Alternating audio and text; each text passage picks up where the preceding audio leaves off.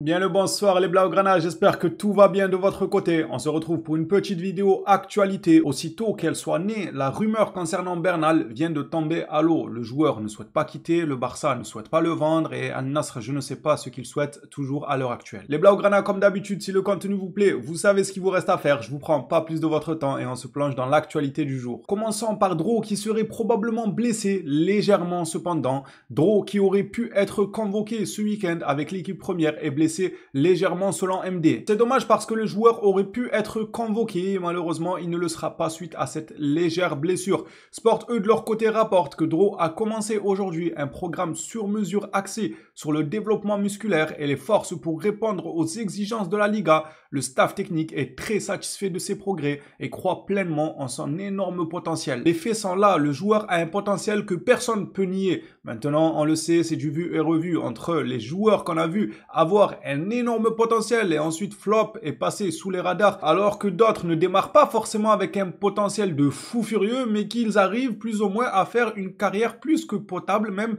très bonne, voire pour certains. On en a vu des cas comme ça, donc attention à ne pas se précipiter. Mais c'est vrai qu'on ne peut pas nier que ce petit a un talent monstrueux. S'il continue comme ça et qu'il arrive à atteindre une certaine régularité et maturité dans son jeu, je pense qu'il y a des têtes qui vont tomber dans l'équipe première. Oui, pas besoin de citer des noms, je pense que vous voyez très bien de qui je parle. La concurrence va être féroce. Passons à Gavi, le malheureux, qui rechute encore une fois avec une blessure. Martinez Ferrand rapporte concernant Gavi. Une autre réunion aura lieu la semaine prochaine après une nouvelle évaluation. Si le joueur s'améliore, le traitement conservateur sera poursuivi. Si la douleur persiste, une intervention chirurgicale sera envisagée. Ah, ça fait pas plaisir de lire ça. Gavi qui pourrait repasser sur la table de la chirurgie, ça veut dire qu'il sera à l'écart du football pendant encore de nombreux mois. En plus de ça, la Coupe du Monde arrive à grands pas et même en parlant pas de la Coupe du Monde, car je pense qu'il sera rétabli d'ici là, chirurgie ou pas, mais quand même pour nous, on a besoin qu'il soit là. Il reprenait du niveau, à vrai dire, on l'a vu les matchs précédents,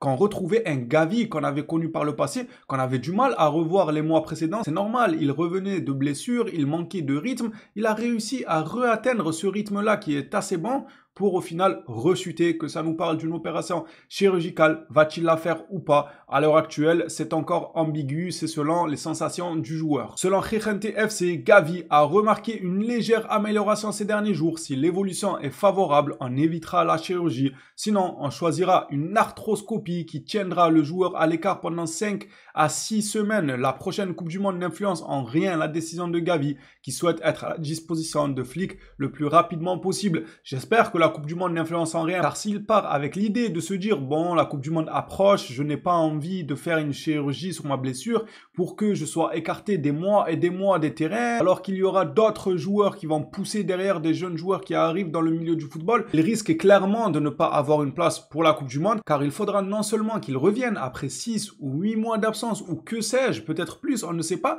mais surtout il faudra aussi retrouver le rythme, et c'est ça qui est limite plus grave, parce que qu'un joueur ait une date de retour, c'est une chose. On peut se dire, ah mince, il est blessé, on le perd 6 mois. Ok, 6 mois, on n'a pas de Gavi, dans 6 mois, il est là. En fait, non, c'est pas comme ça. C'est triste, mais pour les grandes blessures, c'est ok, on le perd 6 mois. Oui, allez, on peut oublier les 6 mois qui suivent aussi, car il y a la remise en forme qui impacte le joueur suite à son absence de 6 mois. En vrai, c'est ouf, mais c'est le cas. J'espère que Gavi ne pense pas trop à cette Coupe du Monde. Peut-être, en vrai. Peut-être qu'il se dit, si je fais une chirurgie là, la Coupe du Monde, je peux l'oublier, mais c'est à double tranchant. Il peut se dire ça, participer à la Coupe du Monde et quelques mois après, voir dans cette même Coupe du Monde, se blesser et là, ça serait pas de retour en arrière, comme un certain Umtiti qui a une blessure assez grave, il me semble, au niveau du genou, si je ne dis pas de conneries. Et malgré ça, il a souhaité participer avec l'équipe nationale. Au final, c'est bien beau, il a gagné, mais à quel prix? Au prix de sa carrière. Le joueur, il a été l'ombre de lui-même à la suite de cette situation. Donc attention quand même, j'espère qu'il est bien entouré et qu'il prendra la meilleure décision. L'entraînement de Frenkie de Jong avec une canette a porté ses fruits. Le joueur pourrait être disponible contre Newcastle. Frenkie de Jong sera pleinement apte à affronter Newcastle en Ligue des Champions. Flick ne le fera pas jouer contre Valence. Vaut mieux prévenir que guérir. On n'a pas besoin forcément d'un De Jong pour gagner Valence. Enfin ça c'est en principe. Après on connaît le Barça Barça entre le principe et ce qui se passe sur le terrain. Parfois, oui, même contre Valence ou des équipes comme ça, du ventre mou, voire du bas de tableau ces dernières saisons, on peut avoir du mal lorsqu'une individualité manque. C'est assez bizarre ça aussi. Franchement, c'est un fait troublant. Tu as un 11 titulaire qui est solide, mais parfois tu enlèves un joueur, tu te dis, bon, ça va, on va gagner contre cette équipe sans ce joueur. Eh bien non, parce que c'est toute l'équipe qui est déstabilisée par cette absence, c'est plus le même schéma de jeu, le joueur qui le remplace va savoir s'il va être rodé dans ce collectif. Enfin bref, une absence peut faire découler beaucoup de choses. J'espère que contre Valence, l'absence de Frenkie de Jong ne nous empêchera pas d'aller chercher la victoire. Il nous la faut absolument. Et puisque nous parlons de Flick, de Jong ainsi que Newcastle, au passage on parle aussi du fait que Flick était suspendu pour le match face à Newcastle. Je vous l'avais fait passer ici même il y a quelques semaines en arrière. L'UEFA est revenu sur cette décision. Selon FF Polo, je vais quand même attendre un peu plus d'officialisation. Hansi Flick pourra finalement diriger le Barça face à Newcastle. L'UEFA a partiellement infirmé sa décision contre l'entraîneur allemand et son adjoint Markus Sorg après le match contre l'Inter. Je vous fais le topo rapidement. Suite au match contre l'Inter, Flick ainsi que son adjoint ont eu des propos vis-à-vis de l'arbitrage. Je crois que c'était un arbitre polonais si je ne me trompe pas. Il a eu des propos que certains pourraient juger comme déplacés, d'autres non. Pour ma part, non. À un moment, trop c'est trop. Il y a des arbitres qui abusent, surtout quand ça revient assez souvent. Il faut leur dire leurs 4 vérités. Donc, ça ne me déplaît sans plus, même si lorsque ça engendre des sanctions, comme le fait de rater un match de Ligue des Champions, c'est vrai que ça la fout. Tu as envie de te dire, bon, le match il est passé, on a perdu, il s'est passé ce qui s'est passé. On aurait pu se retenir, mais c'est facile à dire. En pratique sur le terrain, avec la défaite et tout ce qui se passe, c'est obligé qu'il y a des phrases et des mots qui t'échappent. C'est normal, on est tous humains, on va pas non plus se mentir, les gars. Enfin bref, tout ça pour dire que l'UEFA est revenu sur la sanction de Hansi Flick qui, à la base, devait être sanctionné face à Newcastle et ne pas pouvoir participer au match ou bien de très très haut dans les tribunes. Il se disait que c'était Laporta qui allait le remplacer en tant qu'entraîneur. Non, plus sérieusement, il ne devait pas être sur le banc. Au final, il pourra entraîner le Barça selon FF Polo. J'attends quand même un peu plus de confirmation.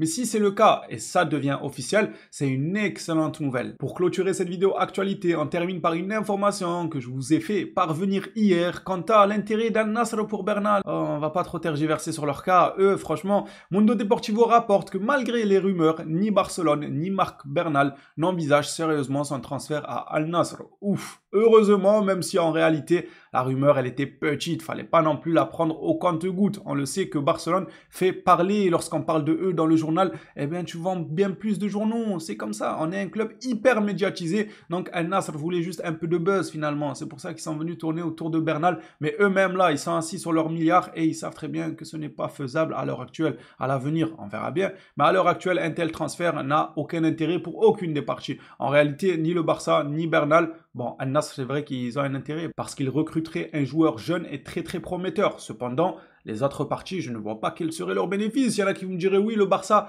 ils auraient comme bénéfice l'argent. Oui et non, je vous dirais, certes, on a besoin de liquidité, mais on a aussi besoin de jeunes joueurs prometteurs qui assurera la garde de Barcelone au haut niveau. Parce qu'à quoi bon faire rentrer des liquidités si au final, tu te retrouves à être top 4, top 5 de la Liga, ne plus y parvenir en Ligue des Champions. En fait, c'est tout un monde qui va s'écrouler. Le sponsoring prendra un coup, qui viendra payer des milliards pour une équipe qui joue la 3e place en Liga, qui ne fait pas fureur en Ligue des Champions. Enfin voilà, il ne faut pas voir les choses à l'envers. Il ne faut pas se dire que le Barça a besoin d'argent, donc ils vont liquider l'un de leurs joueurs les plus prometteurs. Je ne le vois pas comme ça. Au contraire, ils misent plutôt sur lui pour l'avenir, surtout attendant de voir ce qu'il va faire lors de son retour de blessure et comment il va récupérer de cette dernière. Ce qui est sûr pour moi, c'est que le Barça se jetterait au feu s'il venait à se débarrasser de leurs jeunes talents prometteurs sous prétexte qu'on a besoin d'argent. Sinon, c'est tout un monde, encore une fois, qui s'écroule comme un château de cartes. Tu perds tes pièces maîtresses d'avenir.